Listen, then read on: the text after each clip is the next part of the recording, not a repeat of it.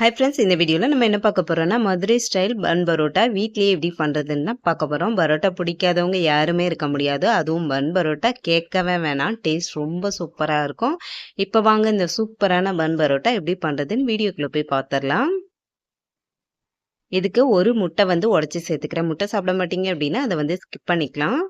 இப்போ இந்த பரோட்டாக்கு தேவையான அளவு உப்பு, 1 ஸ்பூன் சீனி, கொஞ்சமாக பால் சேர்த்து ஃபஸ்ட்டு நல்லா அடித்து எடுத்துக்கலாம். சீனி சேர்க்கறதுனால பரோட்டா நல்லா சாஃப்டாகவும் வரும், நல்லா டேஸ்ட்டாகவும் இருக்கும். இப்போ இதில் 2 கப் போல் மைதா மாவு சேர்த்துக்கிறேன். ஃபஸ்ட்டு இதில் தண்ணி எதுவும் சேர்க்க வேணாம். அந்த முட்டையிலேயே மாவை நல்லா மிக்ஸ் பண்ணி எடுத்துக்கலாம். அதுக்கப்புறமா கொஞ்சம் கொஞ்சமாக தண்ணி சேர்த்து மாவை நல்லா சாஃப்டாக வர அளவுக்கு பிசைஞ்சு எடுத்துக்கலாம். இந்த அளவுக்கு சாஃப்டாக இருக்கணும். லைட்டாக கையில் ஒட்டுற மாதிரி தான் இருக்கும். கொஞ்சம் ஒரு 2 ஸ்பூன் போல் எண்ணெய் சேர்த்துட்டு அந்த எண்ணெயில் நல்லா பெரட்டிட்டு அந்த எண்ணெயிலேயே ஊற வச்சிடலாம். ஒரு மணி நேரம் கிட்ட நல்லா ஊறட்டும். அப்போ இன்னும் கொஞ்சம் கூட நல்லா சாஃப்ட் ஆகும். இப்போ 1 மணி நேரம் ஊறி இருக்கு பாருங்க. அந்த எண்ணெயிலேயே மாவை நல்லா பிசைஞ்சு எடுத்துக்கலாம். இன்னும் கொஞ்சம் கூட அழுத்தம் கொடுத்து நல்லா சாஃப்டாக வர்ற அளவுக்கு பிசைஞ்சுக்கணும். பரோட்டா ரொம்ப கஷ்டம்னு சொல்லிட்டு அவ்வளோ சீக்கிரத்தில் யாரும் வீட்டில் ட்ரை பண்ண மாட்டோம். ஆனால் செஞ்சு பாருங்க, ரொம்ப ஈஸியாக தான் இருக்கும். நார்மலாக நம்ம சப்பாத்தி பண்ணுவோம் இல்லையா, அது மாதிரி தான் இதுவும் பண்ணிடலாம். என்னதான் நம்ம கடையில் வாங்கி சாப்பிட்டாலும் வீட்டில் செஞ்சு சாப்பிட்டோம் அப்படின்னா அது ஒரு சந்தோஷம் தான். நம்ம கையால் செஞ்சு கொடுக்கும்போது நம்மளுக்கும் சந்தோஷமாக இருக்கும். இப்போ மாவை நல்லா சாஃப்டாக வர அளவுக்கு பிசைஞ்சு எடுத்துட்டு இது மாதிரி சின்ன சின்ன பீஸாக கத்தியை வச்சு கட் பண்ணி எடுத்துக்கலாம். இது மாதிரி கட் பண்ணி எடுத்துட்டு இந்த மாதிரி பண்ணோம் அப்படின்னா மாவு நல்லா கிராக் இல்லாமல் சூப்பராக வரும்.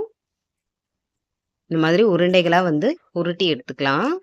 எல்லா மாவுமே இது மாதிரி உருண்டைகளாக உருட்டி எடுத்து வச்சுருக்கேன்.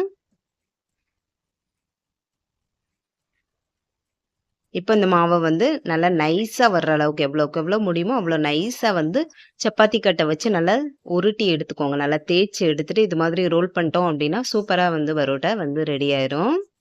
இது மாதிரியே எல்லாம் மொத்தமாக ரெடி பண்ணி வச்சுக்கலாம். ரெடி பண்ணி வச்சுட்டு அதுக்கப்புறம் ஊற வைக்க வேணாம், டக்குன்னு ஃப்ரை பண்ணி எடுத்துக்கலாம். நான் இன்றைக்கி பொரிக்க தான் போகிறேன். தோசை கல்லில் கொஞ்சமாக எண்ணெய் சேர்த்து தான் பொரிக்க போகிறேன். இதை ரொம்ப தேய்ச்சிடக்கூடாது. ரொம்ப தேய்ச்சிட்டோம் அப்படின்னா நார்மல் பரோட்டா மாதிரி ஆயிடும். லைட்டாக எண்ணெய் தொட்டுட்டு லேசாக மட்டும் தேய்ச்சி விட்டால் போதும். இப்போ கொஞ்சமாக எண்ணெயில் பரோட்டாவை 2 சைடு திருப்பி போட்டு ஃப்ரை பண்ணோம் அப்படின்னா சூப்பரான மதுரை பன் பரோட்டா ரெடி ஆயிரும். இந்த மாதிரி 4 பரோட்டா ஒன்றா சேர்த்துட்டு நல்லா அடித்து எடுத்தோம் அப்படின்னா டேஸ்டியான மதுரை பன் பரோட்டா, பொரிச்ச பரோட்டா ரெடி ஆயிரும்.